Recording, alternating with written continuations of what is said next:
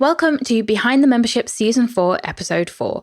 And today I'm talking with George Reid all about his membership for Amazon-based businesses, the LaunchPod Academy. George started the membership 15 months ago after originally working for Amazon in the UK. And over that time, the membership has become the main focus of his business, accounting for 80% of his revenue. One of the things George is most passionate about is ensuring he is giving his members the best experience possible, meaning his retention, even for annual renewals, is great. In this episode, we're talking all about how George originally started the membership with his brother but is now flying solo, how he is utilising guest experts for creating content, and some of the new strategies he's trying to both get new members and retain his existing ones. And we talk about the interesting new model George would like to pursue in the future as well. Plus, much more. So, let's dive straight in. Welcome to Behind the Membership with Callie Willows. Real people, real stories, real memberships. Today, I'm joined on the show by George Reid from LaunchPod Academy. Welcome to the show, George, and thank you so much for joining me. I'm really looking forward to hearing more about your membership and how everything is going for you. Thanks, Callie. I really appreciate being invited on to begin with. You guys have been an incredible help from start of our kind of journey with with memberships to where we are now. So it's interesting to go through that with you. I'm looking forward to chatting. Awesome. And so to get us started then, could you tell us a little bit about LaunchPod Academy, who it's for, what you offer, that kind of thing? Sure. So the Academy actually stemmed from, we're initially an Amazon agency where we look to support brands on the Amazon marketplace globally and ultimately try and help them make more revenue, more profit, and to build a more sustainable business, which stemmed from, so my background was I worked at Amazon in the UK. I left doing the day job and then just went privately. What I kind of noticed was I wasn't particularly enjoying the agency sort of vibe. Still felt like I had a boss in some ways.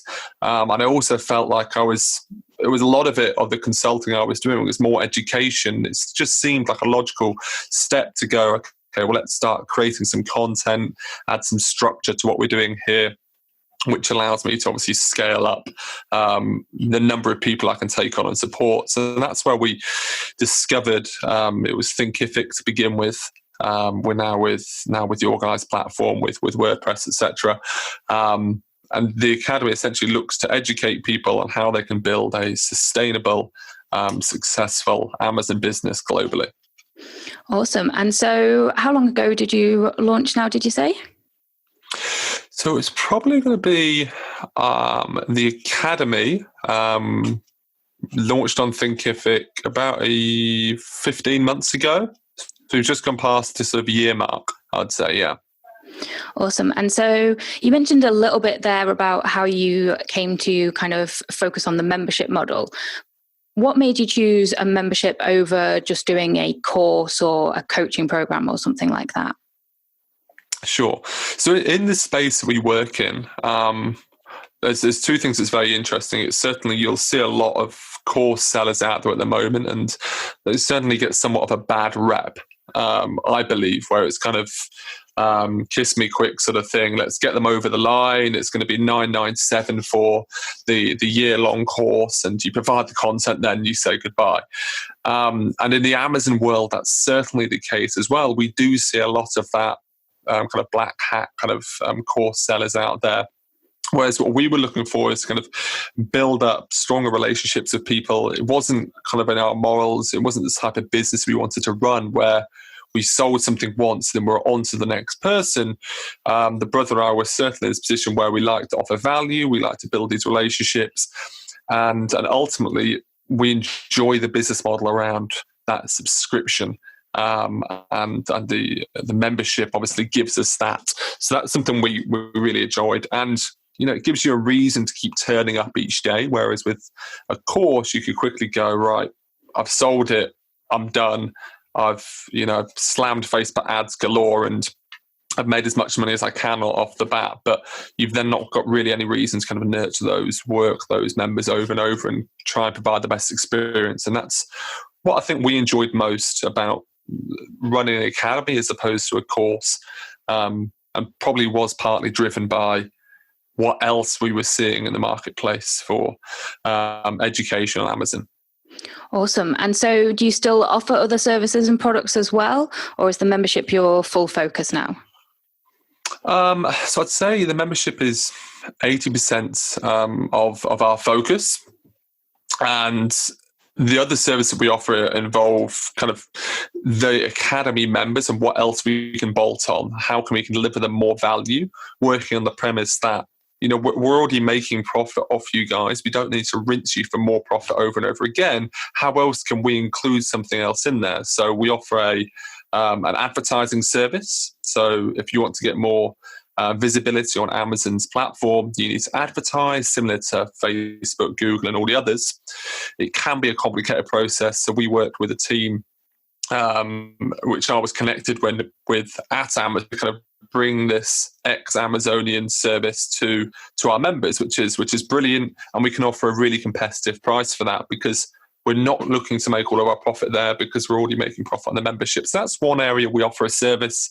For some others, we do one-to-one stuff, but we're shying away from it a little bit. We're not necessarily looking to do that. It's only when an interesting project or brand or individual kind of approaches us or comes and falls on our lap that we go, okay, that could be something we'll take on for 3 to 6 months. What we're slowly looking to build out is other kind of bolt-on services, which could be photography, it could be graphic design work, it could be software to help them run their business. And that's what we're looking to do over the next 3, 6, 12, and kind of those 2-3 year goals is how else can we add more value? We are looking to continuously bolt on new things.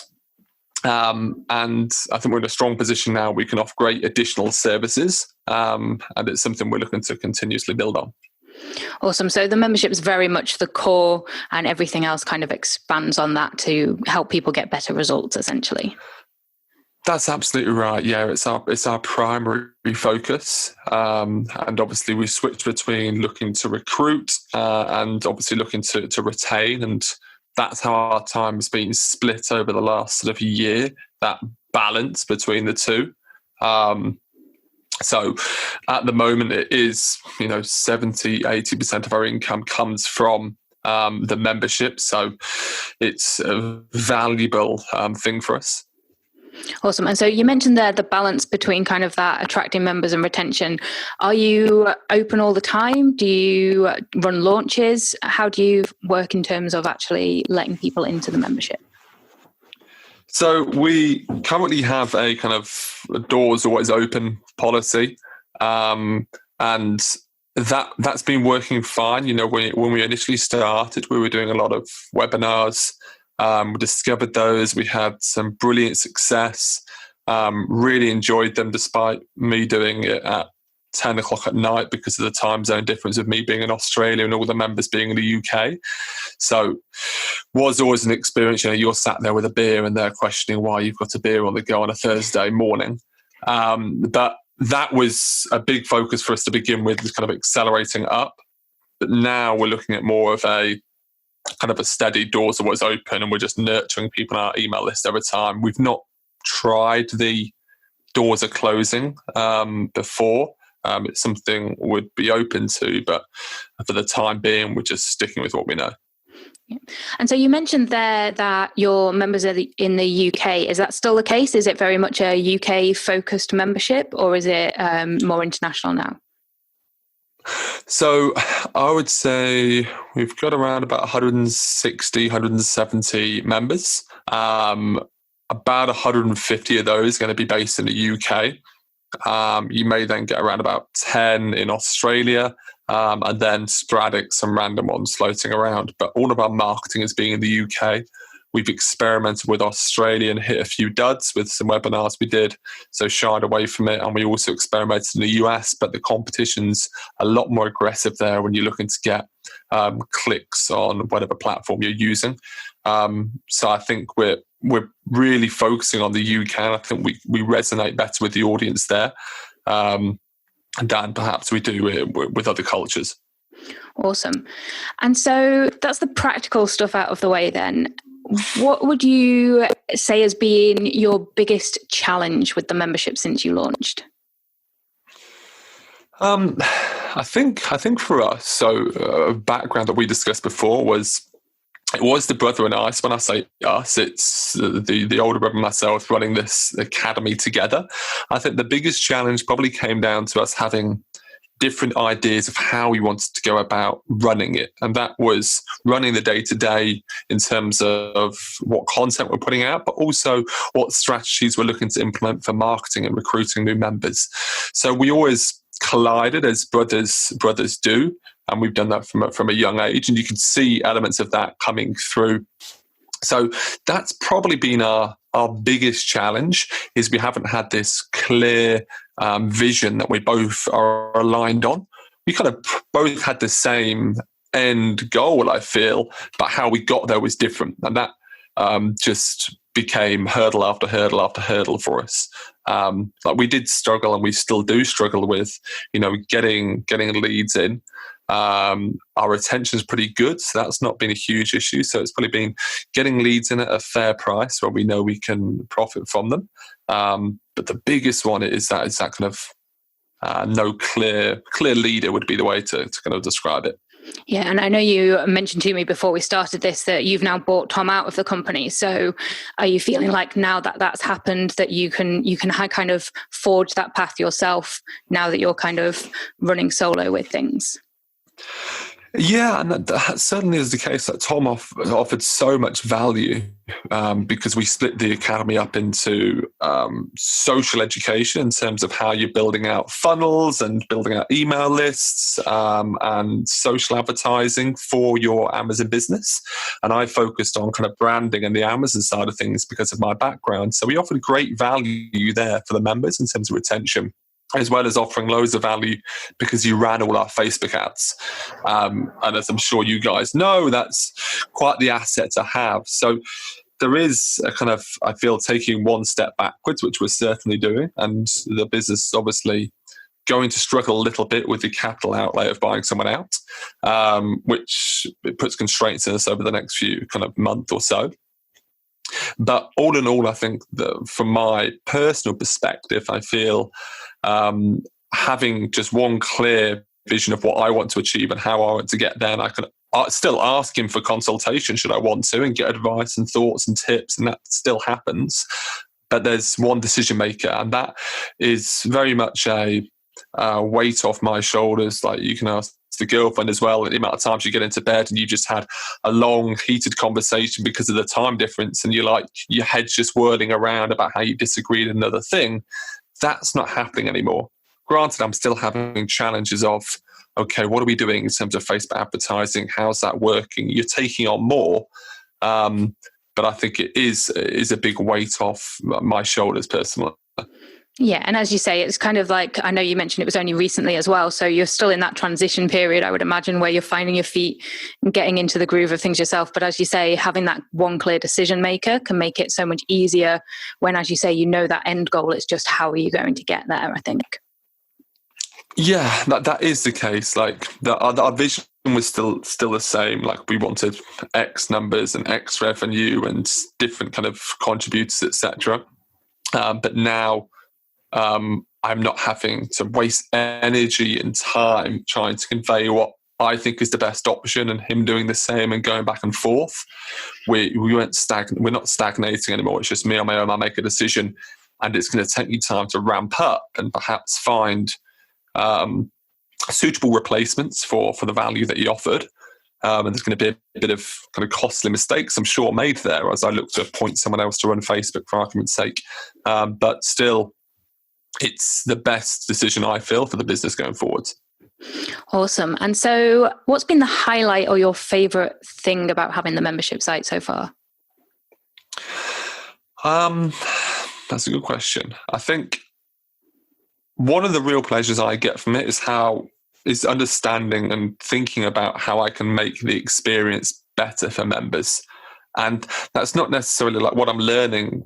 I'm reading a book on it recently called Retention Point. Like it's not necessarily about just throwing more value in there. I just going, well, you had 20 hours of content, you've now got 60, it's 3 times as good, so you're going to stay 3 times as long.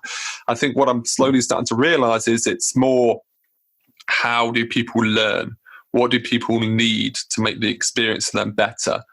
So I had a great conversation with another ex-Amazon chap the other day, and he's brilliant at asking just the right questions. He's like, well, why aren't people perhaps consuming all the content you've got? And I was like, it could be down to them not having time. And then he's like, well, how can you save them time? And it really kind of opened me up. Okay, well, let's start thinking of other ways that we can offer value for this membership by saving them time, which is how we're on this software hype at the moment. Similar to how yourselves, you offer this software, not only great because it makes you stickier and it kind of builds value, but also great because it helps people save time. So that's probably the most enjoyable thing, is just brainstorming ideas on my own, jotting things down, and also having the ability to be like, well, I'm still working for myself. I can go down to a coffee shop in Bondi and watch the surf whilst thinking of new ideas of how we can offer value to customers. So that's the biggest thrill for me. And you know, the financial reward is nice, and it can certainly be a lot bigger. But it could also be a lot worse. Like we're on a really good trajectory, and we're happy with where we are now. But it's not a financial thing. It's nothing like that. It's more, how can I offer value and understanding that educational experience and how we can make it better and better.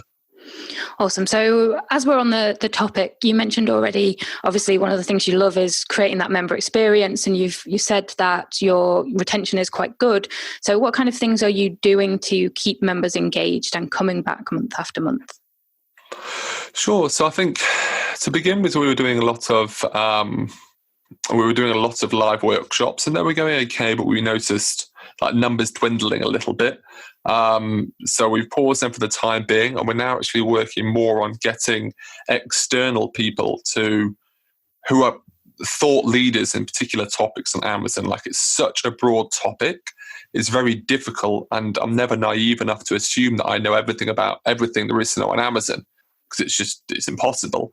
So what we're working hard on now is bringing other experts into play, which is great because it takes the load off kind of what I have to do, which is a thumbs up for me, so I can focus on other areas to where I can add more value. But from a member's perspective, they're getting the top of the line people in a particular topic. So it could be tax advice, where I'm never going to speak about that topic at all because I'd never want to get it wrong and completely bugger someone's business. So we've got someone in to speak about it. If it's Amazon advertising, I'm looking at getting a number of real thought leaders who are at the top of their game in the Amazon advertising world to contribute and offer support. So that's one way that we feel we're offering real value. The other one we're working at now is we've just running a beta at the moment with clubs. I was listening to something brilliant the other day about kind of creating those accountability partners. I think that's so big in Amazon. We can always get lost in our own little world of running an Amazon business. And what they essentially said in this podcast listening to the day was, if you haven't got a boss or someone else there holding you accountable, like by this date you need your images done, then it can always drag on and on and on and on. So your listing doesn't convert like you'd like it to, etc. So we're looking to play with these mini clubs where there's a lot more trust, and we're partnering people up together with the logic that you can start to hold each other accountable. You can kind of be the group leader, but ultimately kind of Nick is holding Sue accountable for not getting her copywriting done that week. And it needs to be done by the Thursday when we're meeting up again. So that's something I think is going to offer a lot of value. I'm excited to see where they go. Plus, I think it will be an enjoyable process as well, just having these kind of mini discussions. So they're kind of two areas that I think are working well for us.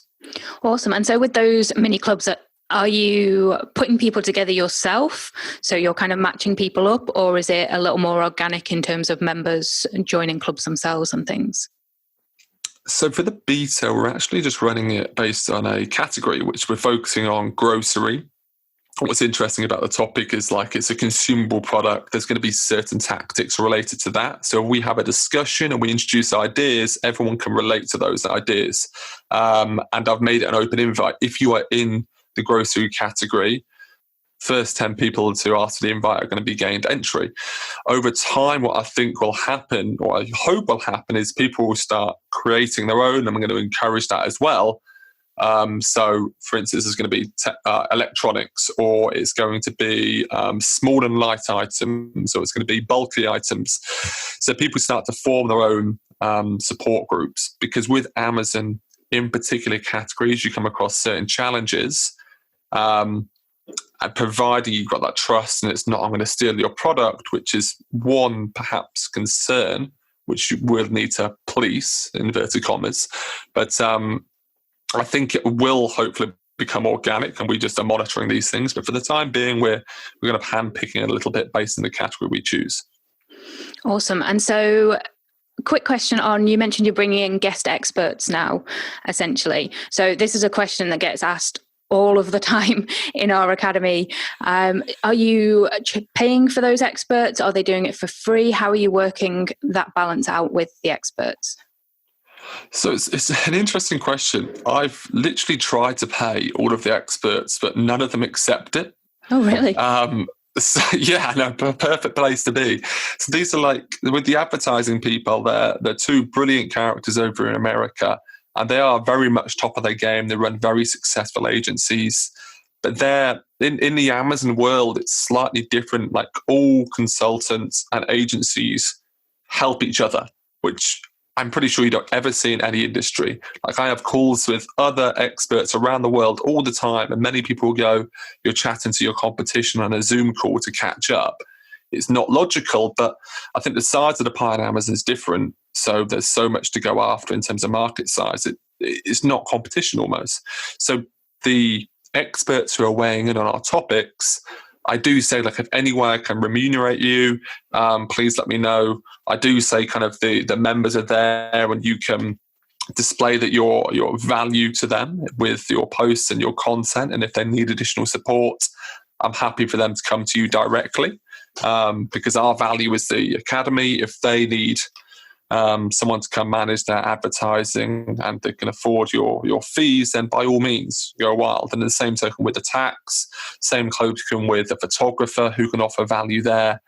So we're kind of, I guess, in some way trading access to a warm audience and a big tick from us that we trust them, in order to come and provide value. So it's kind of a bit of a trade-off, which I think they say is kind of the equivalent of getting paid. But at the moment, we're not paying them. But the downside of not paying anyone is you do need to chase them a little bit more. So, hey, could you put a post in again? Sorry, I'll do that. Hey, you haven't done it. Okay, well, yeah, I'll do it today. So there is that, and you haven't got any waiting there. So that's somewhat of a challenge. And so it's interesting what you were saying before about the Amazon market, essentially, and how you're quite often having calls with people that would be considered your competitors and things, and it's quite a generous marketplace. Are you finding that's also the case in your community? Because I'd imagine that a lot of your members might also be selling competing products and things like that. So how does that work in terms of the community element? It's interesting. I think some individuals are taking time to warm up to this more close-knit community. Some people are saying, here is my product, here are my things, can you review it? And they get the most value out of the experience, because I can go in, do a quick Loom video and review their listing, and it could take me 20 minutes, and they're not paying the expensive rate, they're just getting it for free. And that's where they can really capitalize. Other people, I think, are still nervous about sharing this stuff, and they're concerned that someone's going to kind of steal our idea and that's it, gone. So that's part of my job of how I can build that trust and open to ideas in that one. But at this point in time, it's kind of a mix. Some people who are less active, obviously, perhaps have those reservations of, okay, my products, they're very secret. Others, I just want to get as much help as I can. And I'm not concerned if someone can see with the packaging I'm going for. Because ultimately, if we've got 160 people, the likelihood there being a crossover is very small. And the data is always on Amazon anyway. Like, if they want to find a product, it's there. You'd be stealing a slight idea. So with Amazon, the competition is fierce anyway. I don't think you need to be concerned about the other 150 people in this academy who can now see your product page or what packaging you're thinking about. So it's not a huge issue. Awesome. And so what kind of content are you actually releasing? Do you have a regular schedule each month, or do you kind of release things on a bit more of an ad hoc basis? So it is probably more of an ad hoc basis, as with the benefit we have with Amazon is like the ecosystem changes so quickly. There are continuous updates. There are always new strategies. So my essential goal and what I do every single day is I'm just learning more and more about Amazon. And I'm kind of batting away what I don't think is relevant or useful or good advice. And then when I see that a strategy is working really, really well, and I'm seeing a lot of evidence for that in all the forums, communities, chatting to people, I'm seeing it a lot. I then go, right, now let's create either a full course on that and break it down really cleanly, or do you kind of quick wins, things like you have. Or alternatively, sometimes if it's a quick, very short, sharp kind of note, I'll drop it inside the community portal. So I'm still balancing up of whether people prefer the kind of quick updates and quick Loom videos and something I've seen and putting it in the community, or having that kind of bank of data in the library. So we don't have a strategy of we update stuff every single month. It's as it comes. If we discover something new, if we discover some value, fantastic, let's get it in there. Great. So if that's what you're doing for your members once they're in the doors, how are you getting them in the doors in the first place? What are you doing to attract new members? Sure. So traditionally, it's kind of gone in waves. So the most success we've ever had of getting new members in is doing a live webinar. And they were always live, never recorded. And that was about a year ago. They were really firing well for us. We were getting around about £6 a webinar registrant, which is pretty good going. And we were selling a course for anything from £300 to £450 for an annual membership. Not course, bad term. So that's where we probably saw most of our success, because we were converting a lot of people on these annuals, and the annuals are now starting to come through again now for the first year, which is great. So that was probably the most success we've ever seen. We then obviously had built up a really strong email list as well, and we were continuously experimenting with kind of lead magnets such as PDFs or recorded workshops or kind of mini courses. We experimented with a few. And now what I tried last month or a month and a half ago is, because we were facing some issues of getting blocked on Facebook, as I'm sure lots of people are experiencing right now, looking at kind of the communities and forums out there. It's a big issue. So we had been pinged for, unfortunately, some of our main pages on Facebook, which I think we basically have like a hard block, which is preventing us from starting anything again. So I wanted to ensure that we had a robust system where if we needed to change to a new Facebook page, I didn't have to go change like 15 different landing pages. So I've set up a resource. I'm calling it like a resource subscription now. It's a free subscription. And I just take parts of the whole academy and I plonk them inside a separate dashboard just for them. And the logic is we encourage them to become a resource member for free, and we use the lead magnets as that kind of funnel. When they join that, they have like a series of courses or PDFs or cheat sheets or Excel templates which they can use on a mini dashboard. My theory is if they're experiencing the dashboard and the kind of logging on to somewhere and all this nice content and what the user interface is going to be and the experience is going to be, that's going to be beneficial, and it's going to be a much easier upsell because they're already on the page. So when we say nurture series, we're emailing them, we've got a new quick training, we think it'd be really beneficial for you, and we're looking to make them warmer.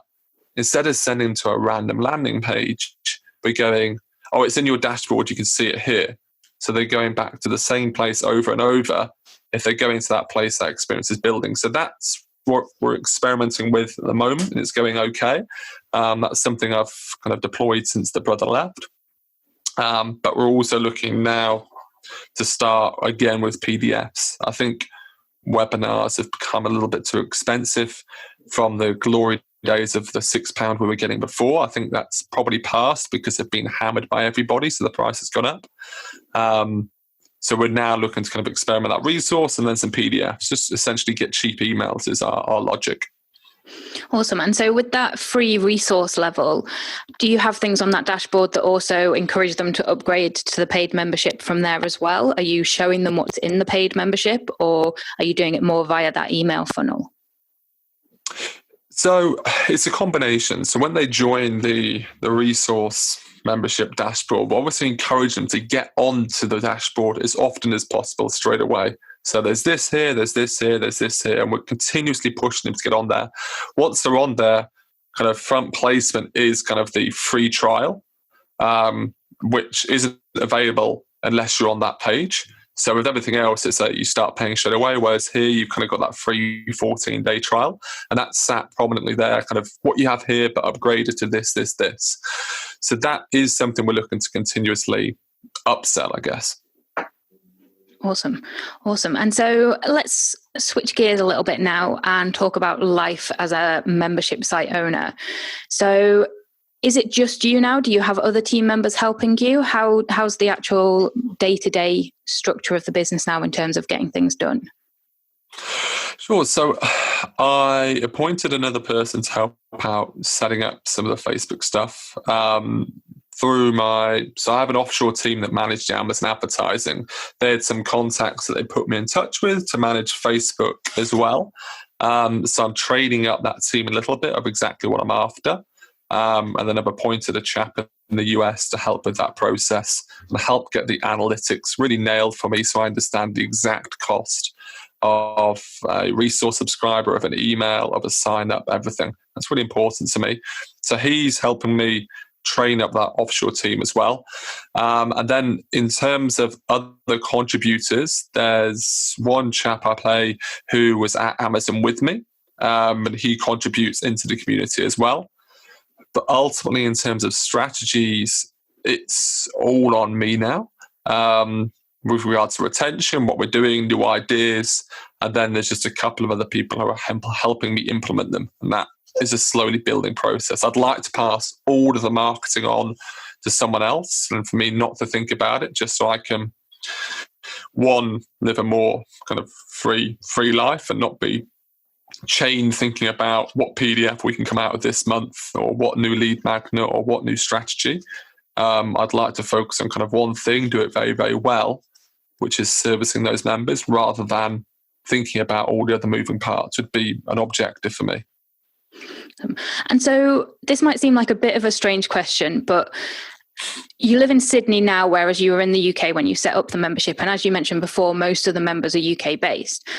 Because that is a huge time difference, do you find that impacts things like your customer service, times you have to do calls and things like that in order to actually be available for your members?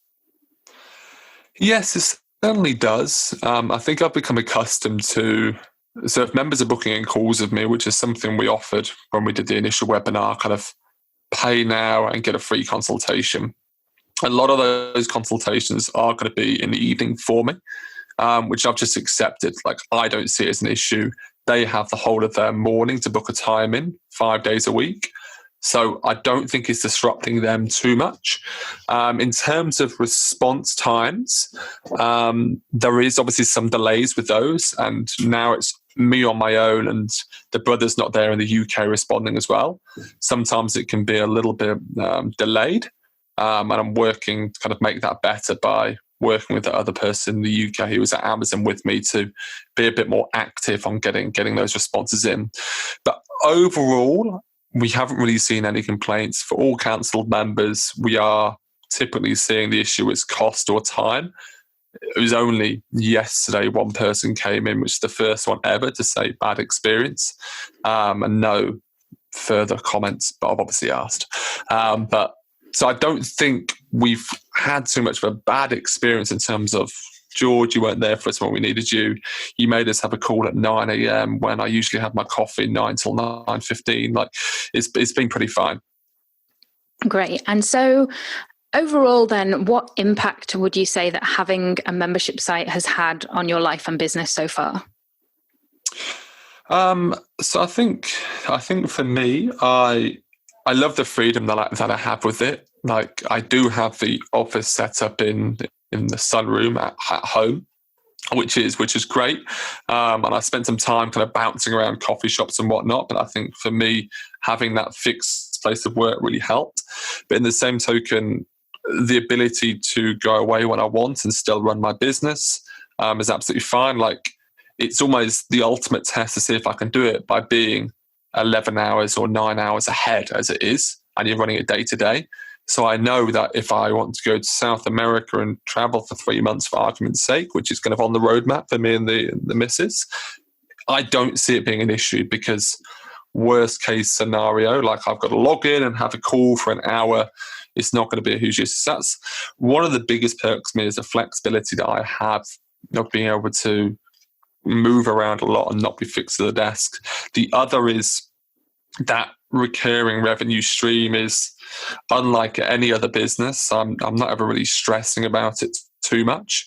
And there's lots of opportunities for kind of upselling and cross-selling as well. So you've got these really nice warm leads, which I think is brilliant. And I'm sure I could be capitalizing on it much, much more if I was either more intelligent or perhaps more driven, one of the two. But overall, I think the subscription business works so well for me, where you acquire a customer and you work them and you retain them and you build relationships. It's what I think is a brilliant model, and I can see so many of the businesses switching that way. So I'm pleased to be getting into it early, and also into the education, because I just find the thrill of helping people go from, I'm doing $5,000 a month on Amazon, to now I'm doing 15, and I can either send the kids to school at a better private school or whatever the case may be. You do get that thrill with that, and I really enjoy having those conversations with the members and understanding those different businesses and the products and what they're doing with this, that, and the other, and talking strategies. So you are having better conversations in comparison to like the agency model, where you are at the beck and call of your client quite often. I feel the members, as soon as I switch to the member model and people are kind of, thank you so much for your time, like, they've obviously in some way paid for your time inadvertently, but they're so much more appreciative, grateful. Whenever you are commenting, providing help, they're very appreciative, and it's just a nicer way to work, rather than with a client, it's okay, I don't care what time it is there in Australia, pick up the phone, we need to speak about this now. Like, we don't have any of that with the Academy. I think that's brilliant as well. Oh, I love that. And so, is there anything you actually wish you'd known earlier, or that you'd do differently if you were starting again?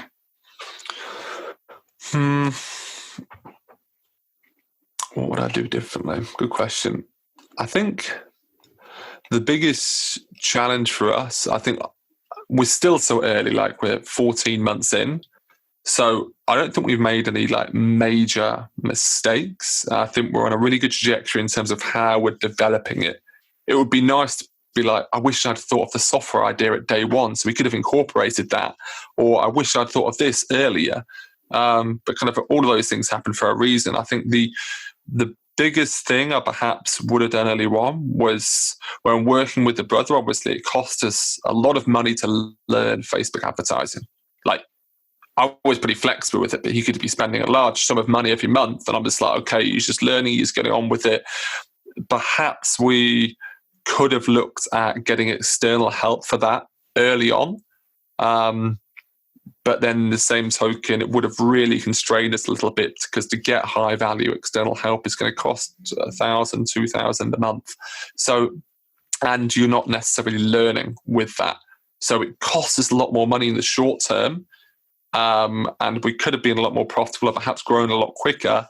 But I think the benefit of that was we learned so much. The downside being the brother's now not part of the business, and he takes a lot of that knowledge with him. But thankfully, we're still on good terms. And now I know I can kind of go, right, I want someone to look after that. I know I've enjoyed that experience of the brother looking after that for me, and me not having to think too much about it.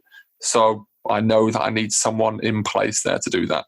But nothing major, to be honest, no.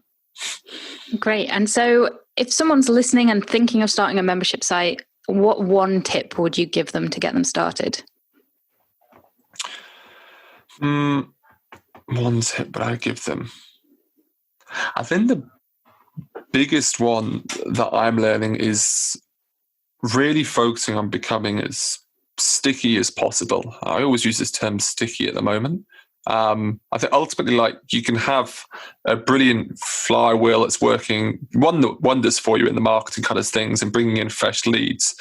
But if you're not sticky, it doesn't really matter. You're still going to lose money. I think the value is really in that retention and understanding of how you can become a crucial part of that member's life. Not only do you get a lot more value yourself from it, because you're like, I'm really helping them, and that could be teaching the piano and they're loving the whole experience because they're getting better and better, or it could be someone making loads of money on Amazon and helping their family just have a better life, whatever the case may be. So for me, the biggest tip would be becoming as sticky as possible and understanding the different things that's going to make you stickier. And it's not always going to be create more content. And like I've learned recently, it's understanding, okay, you could have all the content, but they're not necessarily going to consume it. What else is going to make them sticky? What's going to stay them? How are you going to provide them that value? So the stickiness would be the kind of nailing that, and you're in a really strong position. I love that. And I think that's such an important point, because that is the big difference with memberships, is that retention is as important, if not more important, than actually getting the members in the first place. But so many people focus so much on the getting the members in that they don't pay enough attention to, well, how do I keep them? How do I give them the best experience and make them sticky? So I think that's a really great point there about where you should focus that time and energy initially. Yeah, and it's an energy thing. Like, it's so easy to be swayed and be like, oh, we need to go get some more members, we need to get some more emails. And we would literally go from like one pendulum swing to the other side of like which one we were focusing on, and which wasn't necessarily healthy. It'd be like, right, we're doing a month and a half of getting new people, and we'd be doubling down at that, and we'd just completely forget that there's people paying us money every month or every quarter or every year over here. Okay, well, let's just focus on doing a really good job with them, particularly with the annual. If you nail that kind of annual and the drop off to the churn is very low on the annual, you obviously have that additional funds which you can then go use to recruit new people. So that's something we've noticed recently. Like, if your retention is really, really good in the annual, because you've been so sticky throughout the year, it opens up loads of extra cash. You don't need to go back into the piggy bank again and pull out some capital. Like, you've got that membership coming back in. So it's such a big one. And we're still learning that. Great stuff. And so last question then, I'd love to know what your goals are for Launchpad Academy. Where does the membership take you in 2021 and beyond? What's it look like for you? So I have this silly little idea, and it would potentially cripple the business, but I've got this view on education where, are you familiar with kind of the AWS model? Because you guys use like S3, etc., right? So it's like you pay for what you use. So I think in education that the whole model is actually flawed, because you're always paying for something and you may only need 10% of it. So someone can log into my academy and know 80% of the stuff already, but they still have to pay for the 100%, even though they're only going to consume 20. So I think in an ideal world, what I'd like to establish and set up would be an AWS style model. So based on the number of times you log in, how much content you consume, how many hours you spend listening or talking to us, would be the ultimate model for anyone who is looking for a learning experience. You go on holiday, you're not getting stung by a fee. Why should you? You've not even used it. It's like having a mobile phone and you've got 1,000 minutes and you don't use any 1 month because you were ill, for argument's sake. Here's your bill. It's not the most customer friendly way of doing business. And lots of people we speak to at the moment, they drop out because, like, I just haven't used it for 3 months. So why should I pay you £47 a month? So you're like, good point. It's not a good customer experience from us. In an ideal world, what I'd look to do is set up a kind of consumption-based pricing model, and then make money on the back end with other services if they want them, and that's completely optional. So that would be an ideal world. I can't really do that at the moment because I'd shoot myself in the foot and throw away all my recurring revenue. But it would be an ideal situation that I'd like to get to, where other services we offer for members are doing enough to make me a nice income, which I'm happy with and I'm confident is going to be there for a long period of time, to then go, right, let's make this switch, which sounds like a complete mess of a process, which it definitely would be, but it would be, for me, a brilliant experience. Yeah, that sounds like a really interesting idea. I've not particularly heard people talking about wanting to do that approach before, so I'll be really interested to see if or when you implement that, how it goes for you, and yeah, how that works. Because yeah, it definitely sounds like an interesting approach that could disrupt the market quite a little bit in a good way. Yeah. Absolutely. Like, it worked. If you look at the kind of AWS's model and how they were born, it works so well for them because they were able to kind of sneak in with this new cloud service before any big players realize. So it would be brilliant to be able to offer it. And it comes back to kind of one of Amazon's leadership principles of just customer obsession. I think arguably, I could be shot down for saying this on a membership podcast, but you could argue at all times, is a membership always customer obsessed? Perhaps on the financial side, not, because we do take money from people that perhaps they never use a service. It's still much better than many other models like courses. I 100% think so. But you could even kind of go, are we always doing the best possible thing we could ever do for a customer? Maybe not. I don't know. It's a discussion anyway. Yeah, no, I think that's a really interesting point. And I think you're seeing that move a little bit now with services like Netflix announcing that if you haven't used your account for a year, they're going to automatically cancel you. And I think it's a year and things like that. So as you say, kind of people making more moves as well to kind of stop people just continuing to pay them if they're not using something as well. But yeah, I'd be really interested to see how that goes for you. Yeah, well, if you've got any other tips, if you spitball any ideas with you and Mike, share them. I'm happy to think of it. Will do. And so if someone wants to check out your membership, check out your website, see what you're doing, or even join the membership if they're an Amazon seller, where's the best place for them to find you? Simple domain is launchpodacademy.com. Awesome. Nice and easy there. And yeah, I'll put the link to that below the podcast in the show notes as well. And so that is it. I just want to thank you so much for joining me today, George. It's been absolutely wonderful chatting with you and hearing all about Launchpad Academy and how everything's going and your plans as well. It's going to be really interesting to see how things go for you over the next year. Thanks a lot, and I appreciate everything you guys do for us as well. Like, we're certainly in a better position since we've joined the membership, guys. So thank you as well, and thank you for having me on. That's all for another episode, folks. Thank you for listening. I hope you've got some useful nuggets from this episode. And as always, a big thank you once again to my guest George for sharing his experiences. Be sure to check out launchpodacademy.com for more from George. And if you'd like to get that link plus the transcript and show notes for this episode, then head over to themembershipguys.com/BTM36. One of the things I particularly love about George is his drive to constantly look at how he can tweak and improve things further for his members. And it's clear that he is passionate about delivering as much value as possible. What was your biggest takeaway from the episode? Let me know over in the free Facebook group at talkmemberships.com. I'll be back next week with another episode of Behind the Membership. See you then.